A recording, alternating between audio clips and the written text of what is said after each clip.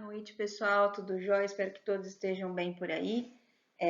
Hoje, na última aula, a gente falou sobre interação homem-animal. Nessa aula, dando continuação ao assunto que a gente iniciou, nós vamos tratar um pouquinho sobre conflitos envolvendo o homem e os animais. Então, quais que são, de fato, os pontos, né, principais em que o homem, ao interferir ou interagir com os animais, acabam gerando algum tipo de descompasso, né, que causa, consequentemente, os desconfortos que a gente vê por aí, tá? Então, onde é que estão os principais possíveis conflitos em atitudes humanas relacionando-se com os animais?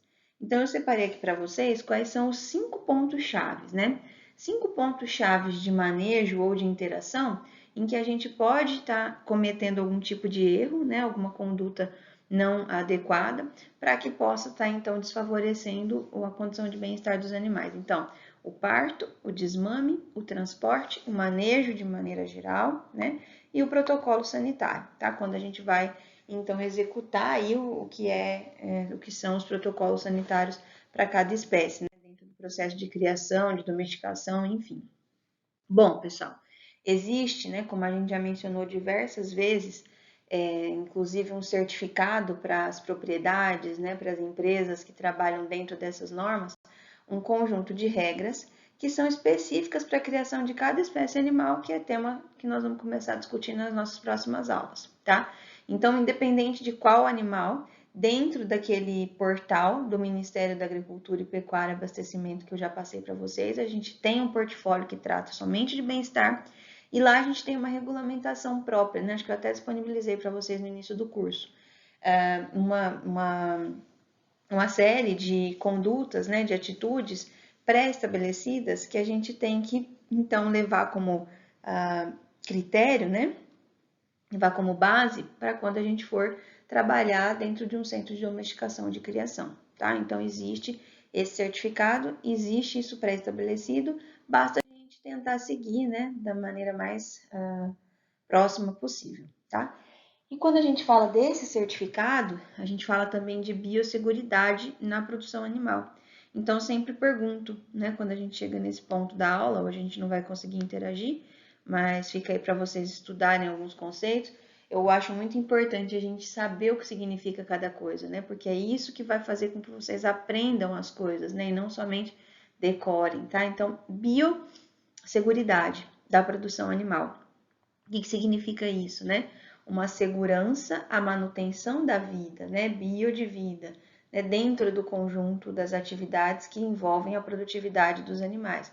Então, isso é algo que a gente preconiza em primeira instância dentro de qualquer propriedade, de qualquer instituição clínica, enfim, que trate do convívio entre homens e animais, tá? Então, essas práticas elas têm que ser combinadas e a gente tem que garantir um controle nesse fluxo de animais nas várias fases da vida dele, utilizando o bem-estar, né? Então, o bem-estar, obviamente, as nossas atividades, as nossas técnicas, elas vão variar de acordo com a fase da vida de cada animal, né? Então, para isso, pessoal, a gente tem que estar atento àquilo que é primordial, àquilo que é essencial, àquilo que é adequado para cada fase e também a gente tem que se importar, né, se dedicar em preparar aquelas pessoas que vão manejar, né, e gerir os sistemas, tá? Porque é aquilo que a gente sempre fala, dentro de um sistema em que se trabalha com animal, a gente precisa de seres humanos satisfeitos, né? Trabalhando ali com amor, com prazer. Por quê? Se eu estou trabalhando dentro de uma granja leiteira, por exemplo, né? Com um ordenhador que tem uma média salarial baixa, né?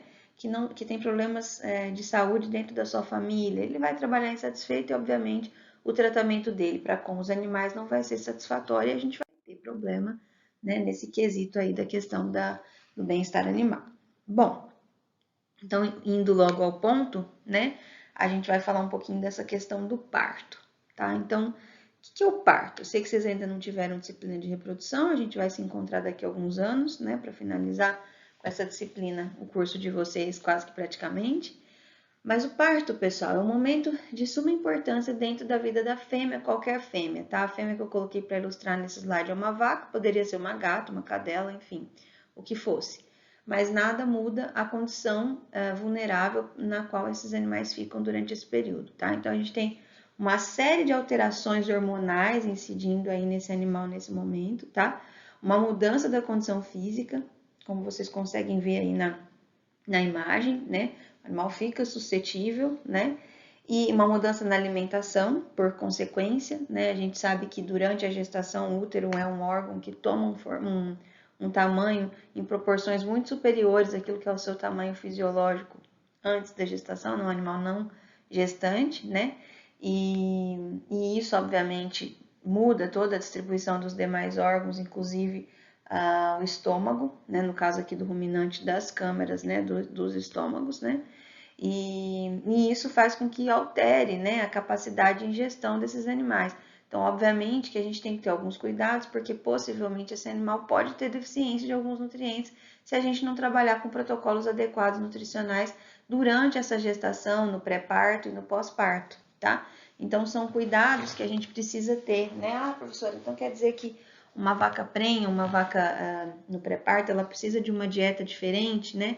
Ela precisa, pessoal, ela precisa de uma dieta balanceada, de modo que garanta que mesmo que ela estando ingerindo em quantidades inferiores àquilo que ela fazia antes, né, que ela ingeria antes, ela consiga receber os nutrientes necessários não só para o crescimento do feto, do concepto, né, como também para a manutenção da saúde dela própria, tá? E em função dessas alterações hormonais, né, que incidem, obviamente, também na alteração da capacidade do sistema imunológico da fêmea, além da questão da alimentação, né, que a gente viu aí que é super limitante. Esse animal tem, por hora, né, em função da limitação do seu sistema imune, uma maior suscetibilidade a doenças, né? Então é uma fase de risco na vida da fêmea. E por isso a importância de a gente estar sempre atento, né? Sempre cuidando aí, sempre observando esses animais para evitar que a gente tenha que intervir de uma maneira talvez até insuficiente numa determinada etapa próxima ao parto e a gente perca não só o produto, né? No caso aqui nessa imagem a gente tem uma vaca ou bezerro, como também poderíamos perder a vaca, tá? E aí uma coisa importante que eu sempre gosto de falar quando a gente fala de parto é a questão do auxílio ao parto, né? Ou auxílio obstétrico, como vocês podem ouvir por aí. Então, para cada espécie, né? Acho que não é tanto o tema hoje da nossa discussão, mas é importante a gente saber disso. Vocês vão ver isso com muito mais detalhe quando a gente for falar de obstetrícia, de fisiologia, né? Fisiologia de parto. Mas é importante, né? A depender da espécie que a gente queira trabalhar, que a gente vai dar a nossa assessoria, né, veterinária, a gente conhecer fisiologicamente o que é o parto de cada uma delas, né? Quanto tempo aproximadamente demora, quais são os eventos que tem que acontecer que antecipam a expulsão propriamente dita daquele produto, né? No caso aqui na foto bezerro, né? Quais são, o que eu tenho que esperar, quanto tempo aproximadamente demora em cada uma dessas fases. A gente sabe que cada indivíduo é único, né? Não existe biologia não é matemática, é difícil a gente trabalhar com médias, né? Mas porque para cada indivíduo a gente pode ter uma variação diferente, mas existe uma métrica, né? Um parâmetro, e esse parâmetro, pelo menos, a gente precisa conhecer para a gente saber quando é que a gente tem que intervir, tá? E quando a gente, precisar intervir, como foi o caso aqui, né? Precisou ter um auxílio aqui para retirada do bezerro, possivelmente porque esse animal já estava numa condição de trabalho de parto há muito tempo, já enfraquecendo, né? Possivelmente alguém examinou, avaliou esse animal e viu que o bezerro não tinha condição de ser expulso de uma maneira natural. Então, se houver a necessidade disso aqui, pessoal, então prepara adequado, né? A utilização das ferramentas adequadas, tá? O número de pessoas suficientes para que isso aconteça sem causar traumas nesse animal, tá? Então, aqui é só para vocês entenderem essa situação versus essa situação, né? Para pensar o que aparentemente está mais confortável, o que aparentemente está melhor, tá? Então, a gente pensando aí, né? Nossa vida futura veterinária. Então, o que é o papel, nosso papel, né? O papel do homem, o papel do criador, do manejador, do proprietário, do médico veterinário. Promover um ambiente adequado e confortável, a depender de cada espécie tem o seu cantinho, né? E tem a sua forma de preparar o ninho. Então, a gente precisa conhecer e respeitar isso.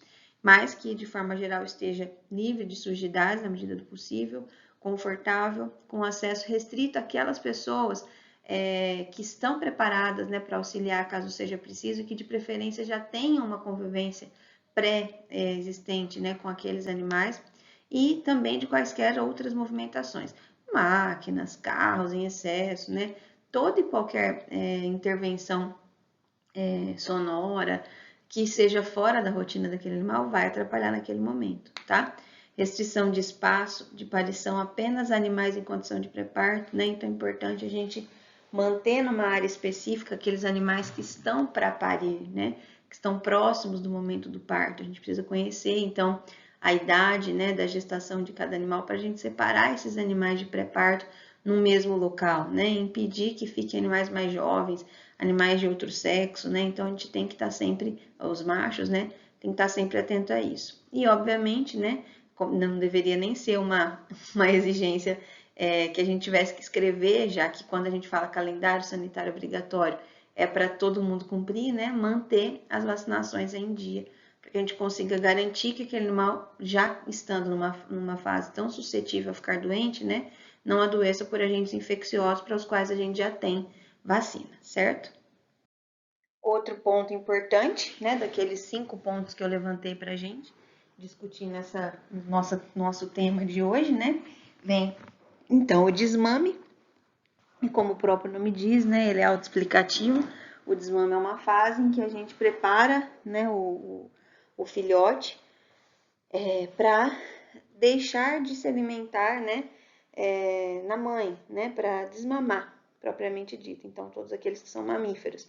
Então, é um momento, pessoal, que com a própria situação, falando de uma forma figurativa, né, traduz para a gente, imprime muito estresse ao animal, tá? Então, o animal fica realmente numa situação, numa condição de estresse. Então, o que a gente tem que evitar nesse momento, né? Que a pessoa responsável por estabelecer esse processo, por acompanhar esses animaizinhos nessa fase de desmame, seja diferente, né? Porque eles já têm hábito de ver, já tem uma confiança na pessoa que já vem tratando deles antes desse período, né? Então, já envolve uma questão de mudança de ambiente. Então, os animais vão ser tirados de um ambiente e colocados em outro, separados das mães. Além disso, uma mudança na dieta, né? Antes tinha uma dieta líquida intercalada com dieta sólida, porque o animal já começa a pastejar, né? Mas do nada eles deixam de ter essa dieta líquida. Então, isso tudo já gera um estresse muito grande, né? E aí é muito importante a gente tentar evitar essa questão, tá? Aqui só para vocês entenderem, né? Eu mostrei a foto de bezerros, mas aqui num trabalhinho super interessante que foi feito com suínos em fase de creche, né? Como a gente viu lá na aula com o professor Kleber no barracão de suinocultura, em que ele explicou pra gente, né, que quando ele adquire os suínos, esses suínos eles ficam dentro de na verdade, a primeira fase, né, de criação de suínos lá no barracão da suinocultura, lá daquele lado esquerdo, tendo como referência quando a gente entra no barracão, ficam os animais que passam pelo período de creche. Então, a primeira fase de criação do pós-desmame, tá? Nesse estudo, pessoal, esses autores, né, que eu mencionei lá anteriormente, deixei no slide anterior, utilizaram 66 leitõezinhos, tanto machos quanto fêmeas, durante essa fase de creche. Esses 66 leitões, eles vinham de 6 leitegadas, nascidas dentro do mesmo mês, então 6 porcas diferentes, né? Então, nasceram naquele mesmo mês, na suinocultura da Prefeitura do Campus Fernando Costa, lá da Universidade de São Paulo, a USP, de Pirassununga, tá? Esses leitões foram então desmamados, com 28 dias de idade eles foram abruptamente retirados das marrãs das suas mães, né, no período da manhã, foram então pesados um por um, vacinados contra paratifo, pasteurelose, colibacilose, erisipela, rinite atrófica, leptospirose suína, e receberam também o vermífugo, tá? Então foi feito todo o protocolo sanitário para garantir que essa não seria a influência, né, para que ele tivesse problemas, né, doenças. E essa fase de creche, né, então com 28 dias eles foram para a fase de creche e permaneceram lá durante 49 dias. Essa fase de creche durou 49 dias, tá? Só que toda semana, às 7 da manhã e às 15 horas, durante esses 49 dias, esses animais eram avaliados, tá? E que tipo de avaliação era feita, né? Entre outras, era coletado uma amostra, né, da saliva desses animaizinhos para que fosse feita a dosagem do cortisol. Nós aprendemos lá na aula de aspectos imunológicos, né, alterados pelo bem-estar, que o cortisol é um hormônio que sinaliza para a gente estresse, tá? E que ele é de fácil dosagem, né, comparado com as catecolaminas, enfim, as outras coisas que a gente viu lá, tá? Então, o que que a gente faz, né? Faz a dosagem desse hormônio para avaliar se ele está ou não em altas concentrações. Se ele está em alta concentração, isso significa, traduz para a gente que o animal está num quadro de estresse, tá? Então, nesse caso aqui, o que foi observado? Que nas 3 primeiras semanas do pós-desmama, né, ou seja, nas 3 primeiras semaninhas da creche, os animaizinhos tinham altos níveis de cortisol, como vocês estão vendo aqui, ó. Esse azinho para nós aqui em cima de cada barra indica que as concentrações foram iguais durante a primeira, a segunda e a terceira semana, iguais, né? Embora tenha essa diferencinha pouca, foram iguais estatisticamente. Só que altas comparadas com a concentração de cortisol da semana 4, 5, 6. Lá na semana 7, essa concentração de cortisol começou a subir novamente, tá? Por que isso, pessoal? Vai chegando numa fase que aqueles animaizinhos começam a crescer e começa a existir uma limitação de espaço, né? Eles já querem ir para uma outra dieta, uma outra fase, enfim. E aí então começa a se observar novamente uma fase de estresse aqui, tá? Mas o que foi crucial para identificar que o desmame é uma fase que causa estresse? Essas concentrações de cortisol aqui salivar nas 3 primeiras semanas do pós-desmame. Então, 3 primeiras semanas são cruciais para que o animal entre no processo de estresse, tá?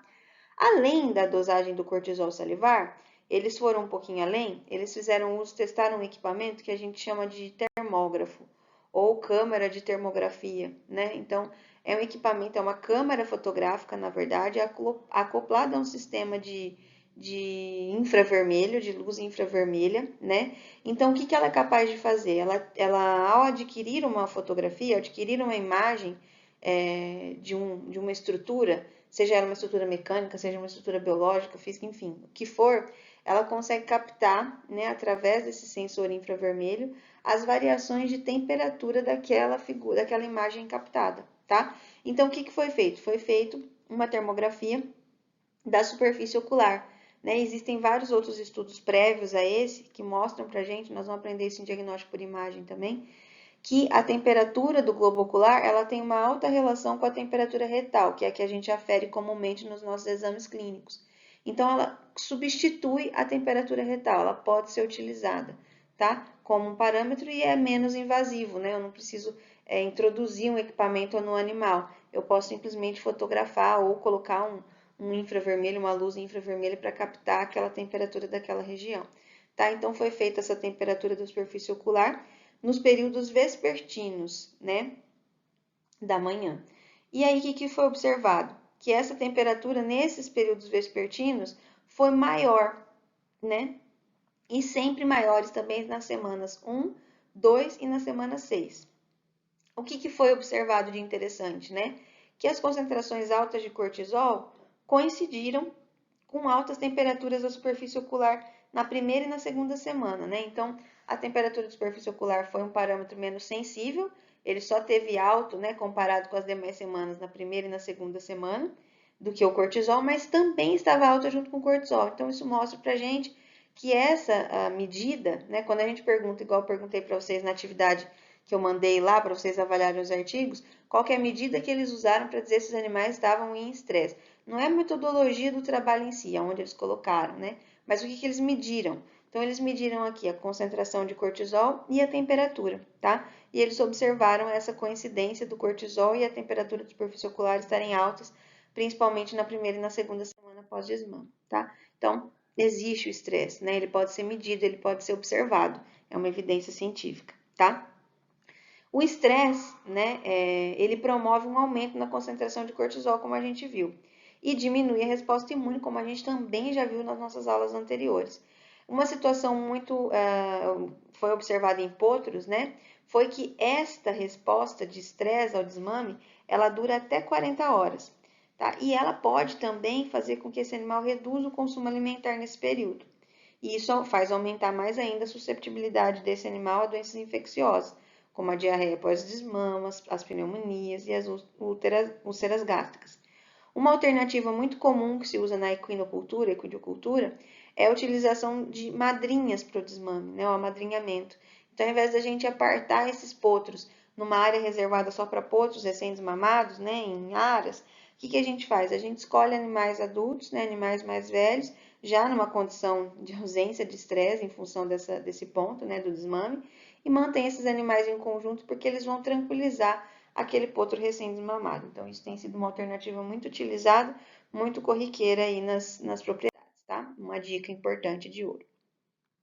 Outro ponto, né, aquele ponto que talvez seja um dos mais difíceis da gente controlar, ainda durante a semana passada a gente presenciou ali próximo da universidade, enquanto a gente fazia alguns trabalhos ali na região externa, na área externa do hospital, um caminhão puxando bezerros, né, possivelmente angus, né, pela pelagem que a gente viu, pela característica que a gente conseguiu ver de longe, e era meio-dia, um sol de rachar, né, então o transporte, pessoal, é um tema para uma aula inteira nossa. A gente vai falar só de transporte aqui daqui uns dias.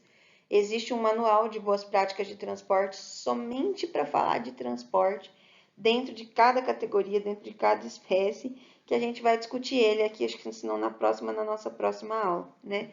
Então, a gente vai deixar esse tema para a gente abordar mais adiante, porque ele é bem extenso e é algo que a gente vai gastar bastante tempo explorando. Mas, né, como para tudo eu gosto de fazer uma introdução, e esse exercício aqui que a gente vai fazer de entender o que é, né, o conceito, olhando para um artigo científico, é muito importante, que vocês precisam aprender isso aqui, tá? Então, nesse estudo, nesse artigo que vocês estão vendo aqui, né, foi avaliado a condição de estresse térmico causada, né, por uma situação de transporte simulada para frangos de corte. Então, eles não colocaram os animais no caminhão e puxaram esses animais. O que eles fizeram? Eles armazenaram esses animais em caixotes, tá? Como de costume para quando vai transportar e levar para o abatedouro. E aí eles acondicionaram esses animais dentro de uma câmera com temperatura controlada e umidade relativa semelhante àquela que os animais ficam quando são colocados nos caminhões, nas gaiolas e levados para o abatedouro, tá? Então eles fizeram essa simulação justamente para ter esses animais próximos dos laboratoristas, dos pesquisadores, para que eles conseguissem aferir algumas medidas que vão nos dizer se existe estresse ou não durante o transporte, tá? Então, o que foi o objetivo desse estudo, né? Tirei tudo lá do trabalho, que são os pontos mais importantes da gente olhar. Então, o objetivo é simular numa câmara climática, né? Numa sala fechada, com temperatura e umidade relativa controlada, a condição ambiental de estresse térmico durante o transporte dessas aves até o abatedouro, para avaliar a influência desse estresse nos parâmetros fisiológicos que foram aferidos e nas características de carcaça dos frangos de corte, tá? Então, professora, mas o transporte estressa, só que ele só altera a frequência cardíaca, mas no fim a carne fica tudo igual, né? Será? Então, eles fizeram essa avaliação do início ao fim, tá? Eles utilizaram para esse estudo 30 frangos macho, com 42 dias de idade, caixas de transporte, que são aquelas caixas, parece caixa de engradado, né? 10 aves foram colocadas dentro de cada caixa, simularam aquilo que é a realidade, né? E eles foram submetidos, então, a um quarto, a uma sala fechada, que a gente chama de câmara climática, com uma temperatura de 35 graus fixa e uma umidade relativa de 85%, tá? Exatamente o mesmo ambiente que aqueles animais ficariam se tivessem sido colocados numa carroceria de um caminhão para ser levado para o abatedouro. A cada 30 minutos, durante 120 minutos, ou seja, 2 horas, esses animais foram monitorados, né? E foram colhidas algumas amostras. Então, foram feitas mensurações na hora zero, quando eles foram encaixotadinhos, a pessoa foi lá na caixa e colheu o material. 30 minutos depois, 60 minutos depois, 90 e 120 minutos depois, tá? E o que a gente pôde observar? O que causou essa condição aí? Bom, em termos de temperatura retal, o que a gente observa aqui, pessoal? Olha lá, ó. Então aqui, ó, eu tenho os 120 minutos de avaliação, né? No tempo 0, 30, 60, 90, 120. À medida que foi aumentando o tempo de exposição àquela condição, aquela temperatura, aquela umidade relativa, a temperatura retal foi aumentando, como vocês podem aqui, ó. Começou em 40,5 aproximadamente e chegou a quase 45 graus Celsius de temperatura esses animais lá dentro, tá? Então, aumenta a temperatura drasticamente em poucas horas. Se eu tenho uma distância de 400 km para percorrer, né, vai gastar mais do que 2 horas, então a gente olha o nível do estresse que a gente pode levar esses animais estando esses animais naquela condição climática que eu coloquei para vocês no slide anterior. Certo, pessoal? E aí a frequência respiratória, desculpa, que foi outro parâmetro fisiológico que eles mensuraram, né? Eles mensuraram lá até 60 minutos de exposição. O que eles observaram? Uma taxa extremamente elevada, né? Que estourou ali, né? O que seria a condição superior limite, né? Para aquela característica. Então, os animais foram, pararam, né, de avaliar essa característica nas duas últimas avaliações, tá? Então, aqui, ó, começou, né, com uma taxa de respiração de 45 movimentos respiratórios por minuto e com 60 minutos, 1 hora depois da primeira avaliação naquela condição climática, esses animais chegaram a uma taxa de 160 movimentos respiratórios por minuto. É muito estresse, né, pessoal?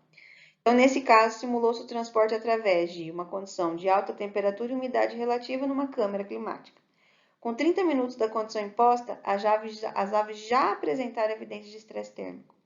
E o estresse térmico tem uma influência negativa nos parâmetros fisiológicos e nas características de carcaça. O que eles observaram? Aqueles animais estressados, né, naquela condição, apresentaram perda de peso, perda do peso de pernas, asas e dorso. Tá? Então, foi uma condição extremamente ruim aí para o bem-estar. Ah, professor, então como é que tem que ser feito? Garantir condições melhores climáticas para aqueles animais durante o transporte. Temperaturas abaixo de 30 graus de preferência, né? E umidade relativa um pouco mais elevada, para que aqueles animais consigam chegar com segurança e com qualidade para o destino final, certo? Com relação ao manejo geral, né? Um outro item importante. O que seria o manejo geral, tá? De forma bem generalizada. Aquelas inúmeras vezes, né? Ou algumas contadas vezes, dependendo do tipo de animal que a gente está trabalhando, que a gente precisa levar aquele animal à nossa convivência, né? Para que sejam feitas algumas medidas, pesagem, né? Ou aplicação de vacina, enfim, manejo de forma geral dentro de uma propriedade em que se produz animais, tá? Então, um exemplo aqui para vocês entenderem a questão do manejo geral é esse trabalho aqui do professor Reinaldo Cook, né? Ele trabalhou com aclimatação para manejo, né? Na performance, ou seja, no desempenho, na reprodução e nas respostas fisiológicas de novilhas Brahman cruzadas, tá? Então, o que ele observou aqui de importante? Bom, primeiro, né? O que foi o objetivo dele? Ele queria avaliar quais seriam os efeitos de aclimatação. Aclimatação é um termo que a gente já comentou aqui durante as nossas aulas, mas acho que vale a pena lembrar, né? Como eu falei, acho que é importante vocês terem sempre claros esses conceitos, essas palavras, aprenderem isso, tá? Aprender a falar essa língua. Aclimatação, pessoal, é o preparo, é como se fosse um treinamento, né? Eu faço uma introdução prévia para aquele animal de uma condição que ele vai enfrentar durante os próximos anos da sua vida, né? Então, por exemplo, uma vaca, ela vai passar durante algumas vezes no ano no curral para ser manejada para manejo reprodutivo, por exemplo, inseminação artificial, enfim. Então, antes que comece esse tipo de manejo, quando ela ainda é uma bezerra, uma novilha, a gente pode fazer um processo que a gente chama de escolinha, né? Que é uma aclimatação, que a gente passa esse animal sem o fim apropriado, né? No curral, no manejo de curral, para que ele se acostume, para que ele se adapte, se aclimate àquela condição, aquele ambiente, as pessoas que ali estão, né? As portas abrindo e fechando, ao movimento daquele ambiente. E perceba que não há risco, né? Porque a gente acredita, né, que esse tipo de manejo, na verdade existem várias evidências científicas que nos mostram isso, que esse tipo de manejo ele vai melhorar os índices quando a gente começa a realmente trabalhar esse animal dentro da propriedade, tá? E isso, a gente está dando um exemplo aqui agora nesse trabalho com bovino, né, a gente falou de ave, de suíno, mas isso serve para as demais espécies, tá, pessoal? Lá na suinocultura aquele dia, o professor Kleber também falou de algo nesse sentido, né? Nos primeiros dias, quando a gente começa a manejar os suínos lá, que a gente precisa fazer pesagem, é um sacrifício, né? Eles não entendem o processo, né? E aí a gente vai treinando, os outros vão fazendo, uns vão aprendendo com os outros, até que tudo fique mais tranquilo e esses animais sofram menos com os procedimentos, tá? Então, o objetivo desse estudo era avaliar o efeito desse treinamento, dessa adaptação ou aclimatação para o manejo, no crescimento do animal propriamente dito, nas concentrações plasmáticas de progesterona, cortisol, que são hormônios que sinalizam para a gente estresse, tá?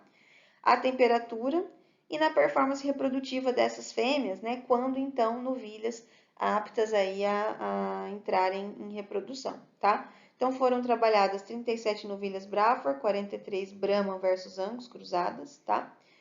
De 7 meses de idade, 20 de cada uma das raças foram utilizadas no primeiro ano, e no segundo ano 23 Brahma Angus, né? E 17 Brahman, tá? No segundo ano. E aí então avaliou-se puberdade, score de temperamento durante 30 dias antes, aliás, foram mensurados, né? 30 dias antes da desmama. Então esses animais tiveram avaliação prévia, né? E depois, obviamente, durante o processo de aclimatação foram sendo avaliados.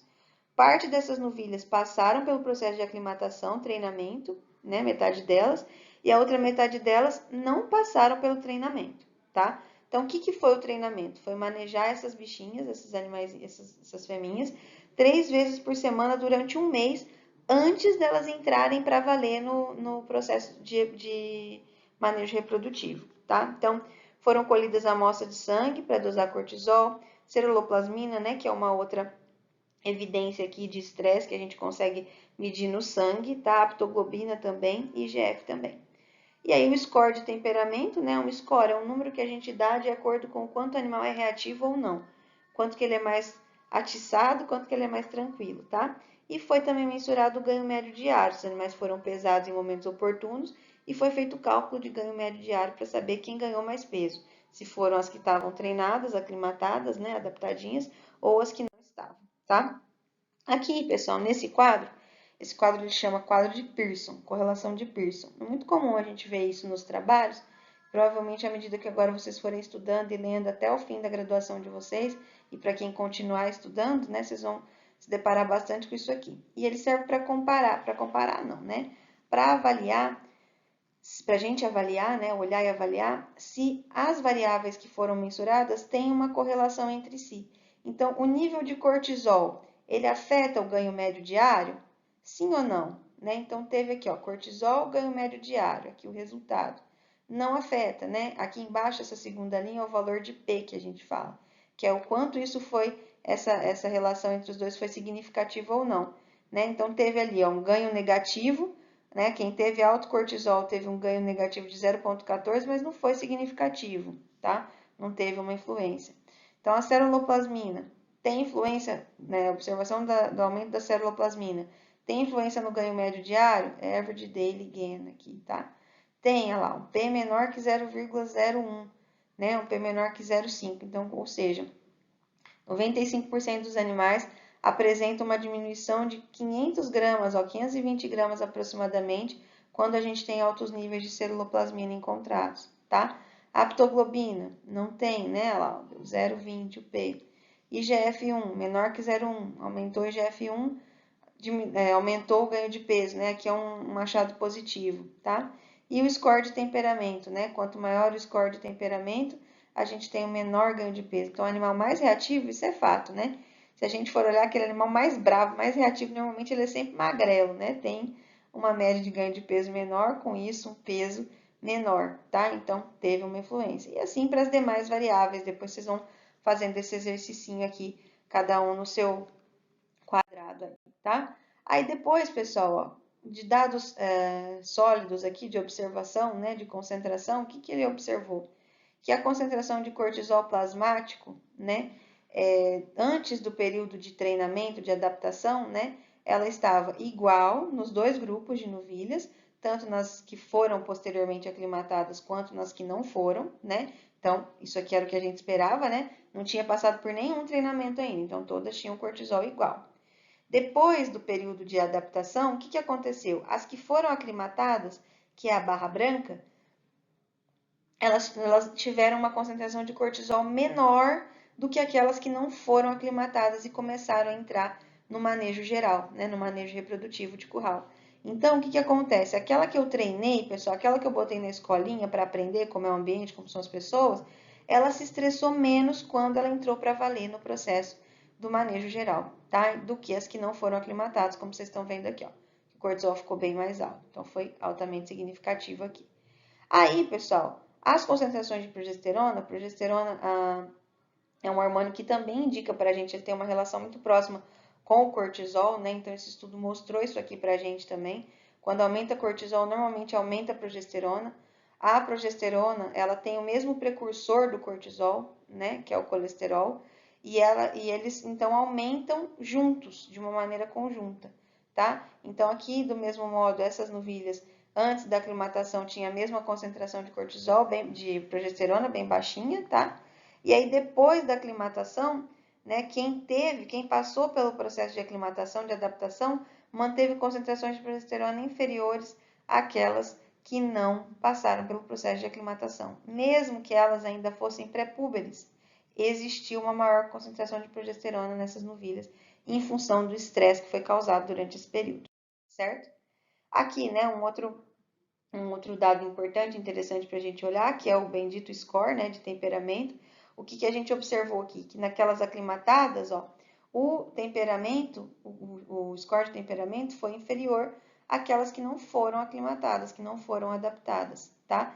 E um último dado, né, um dos mais importantes do estudo aqui que mostrou pra gente, foi que novilhinhas aclimatadas, né, ou seja, as treinadas, elas tiveram em maior percentual atingindo a puberdade do que as que não foram aclimatadas, né? E de forma mais rápido, né? Elas entraram em puberdade primeiro aqui, ó. Entre o dia 40 e o dia 50 do estudo, 50% das novilhinhas que foram treinadas já estavam em puberdade, enquanto somente 25% das que não foram estavam púberes. O que é estar púbere, pessoal? É estar apta a emprenhar, né? A conceber. Então, isso é muito importante para a gente. Precocidade é muito importante, a gente vai aprender. Então, aquelas que estavam aclimatadas, elas entraram em puberdade mais cedo, como vocês podem ver aqui, ó, antes. Né, lá entre os dias 80 e 90, quase 70% das novilhinhas aclimatadas já estavam púberes, e aquelas que não tinham sido treinadas, ó, a metade praticamente. E entre os dias 120 e 130, 70 e pouquinho por cento, né, já estavam públicas daquelas que tinham sido treinadas. Aquelas que não entraram é porque de fato realmente não estavam na hora, né? Mas a gente vê aqui que o estresse influencia muito e que estar adaptado àquela condição facilita aquele animal render dentro do sistema produtivo, tá? Com relação ao protocolo sanitário, gente, eu sempre falo isso, assim, é um assunto recorrente nas nossas discussões, mesmo fora de aula, né, nessas palestrinhas que a gente dá eventualmente, as lives, né, que ficaram famosas agora na pandemia, é algo que existe um pré-estabelecimento, né, dentro de cada região do país, existem alguns órgãos, então, caso de agricultura, caso de lavoura, sindicato rural, enfim, então, existem algumas agências que são responsáveis por veicular quais são as vacinas que são de fato importantes dentro de cada região. E aí elas divulgam isso, né? Os produtores têm acesso a isso. Normalmente, quando vão às casas agropecuárias, existe, né, um folheto, um panfleto, algo ali que sinalize para o produtor a importância de vacinar. Quando ele vai comunicar um gado, quando ele vai fazer uma venda, né, ele recebe essas instruções. Existe, né, pessoal? Então a pergunta é, por que não fazer, tá? Existe um efeito que a gente chama de efeito de manada, que é quando a gente tem uma tendência por não fazer da maneira apropriada os protocolos, as coisas, independente da área, do setor. E aí, quando a pessoa novata chega, ela fala, mas já é feito assim, né? Então, vamos fazer assim, né? Aí ela assume a responsabilidade, ela fala, mas aqui sempre não, aqui nunca utilizou, né? Então, eu achei melhor não mexer. E não é assim, né? Vocês são médicos veterinários em formação, no início da formação, o que vocês têm que aprender é o quê? Que o correto é o certo a ser feito, tá? Parece pleonasmo falar isso, né? É repetitivo, né? Só que, infelizmente, a gente tem que falar, porque, infelizmente, em alguns lugares as pessoas preferem deixar o certo, né, para fazer aquilo que já é feito, né? O famoso efeito de manada. Então, o que você diz, como que a gente garante que naquela fazenda em particular o comportamento do rebanho vai ser diferente que nas demais? Então, se existe uma determinação, se existiu uma avaliação que a partir dela foi necessário prever a obrigatoriedade de uma vacina numa região, quem somos nós para dizer que eu, dentro daquela região, na fazenda em que eu assisto, não preciso daquela vacina, tá? De novo, evidência científica, né? A gente confiar em quem estuda, em quem faz pesquisa. Se a gente não confia, então a gente é que estude e vai fazer pesquisa também, tá? Então isso é muito importante para quem é curioso e questionador. Não dá para a gente simplesmente, em função de uma observação, naquela fazenda não vacina nunca nenhum animal apresentou a doença, nunca nenhum animal apresentou a doença, mas você foi lá fazer teste para ver se ele tem. Então, essas questões são necessárias, né? De novo, aqui agora de um outro aspecto, né? Por que que o meu cão não precisaria de vacina se todos os do bairro são vacinados? Né? Então, o calendário sanitário, pessoal, ele tem que ser uma regra e não uma opção. Gravem sempre isso. Quando essas medidas preventivas são adotadas, né, que estão dentro dos protocolos de biosseguridade, elas podem impedir ou controlar surtos e epidemias, né? Então, nós passamos por um aprendizado duro aí, né? Talvez nós aqui do Brasil tenhamos sofrido um pouco acima da média, né? Em função justamente dessa cabeça difícil que a gente tem, né, de forma geral, de entender aquilo que é uma recomendação em massa, né? A gente tende a criar caso, né, a achar que é uma briga, um disparate político, uma questão comercial, né? E não é bem isso, tá? Então, como nos casos de influenza aviária que a gente já teve, encefalite espongiforme bovina, o vírus Ebola, a SARS, síndrome respiratória aguda, né, que hoje a gente tem o Covid, a mal denominada gripe suína, H1N1, e agora mais do que nunca a Covid, que é o novo coronavírus que a gente viveu aí. Então, vale lembrar que não há evidências, né, por hora, que o novo coronavírus seja retransmitido, né, via homem animal, mas já foi identificado em alguns animais domésticos. Então, é importante a gente também atentar para isso, tá? Uma daquelas vacinas que a gente faz nos animaizinhos domésticos, né, aquela que é um compilado, né, de anticorpos, a chamada V11, V10, V8 que a gente tem por aí, a gente protege contra um dos sorovares, né, do Covid. E isso há muitos anos, tá, pessoal? Não exatamente esse que a gente está vivendo agora, né? O Covid-19. Mas é importante a gente entender que se existe é porque por alguma razão alguém já estudou e avaliou o risco da contaminação em massa a partir daquele agente, certo? Então, sobre esse assunto que a gente ia tratar, né, os pontos de interação aí, os conflitos, era isso que a gente tinha para ver hoje. Bom trabalho, bons estudos para vocês e até a próxima.